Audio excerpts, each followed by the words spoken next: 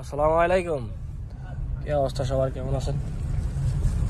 Accent 2022 model, gear মাক্কিনা, airbag সকালে আছে। গাড়ি চলছে 1,19,000 কিলোমিটার।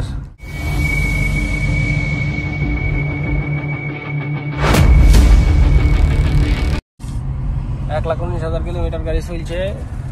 গাড়ি পুরো ফ্রেশ কন্ডিশন আছে। এবং কি আরেকটা এতরাজ আছে, এই যে এতরাজ লাপটপের ভিতরে ছোট গাড়ি আছে। আরেকটা গাড়ি আছে পিছে, অ্যাকসেন্ট 2019-এর গাড়ি। এটা পুরো ফ্রেশ কন্ডিশন আছে, গিয়ার মাক্কিনা, ইয়ারব্যাগ সকালে আছে।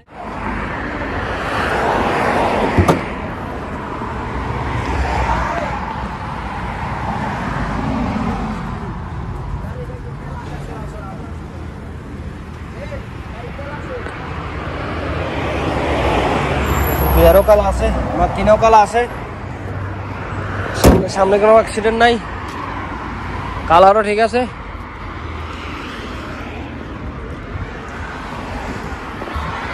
সিসও কোনো অ্যাক্সিডেন্ট নেই, সিসো পুরো ফ্রেশ কন্ডিশনে আছে। এটার প্রাইস হলো 37,000 রিয়াল, 2022-এর মডেল, 37,000 রিয়াল।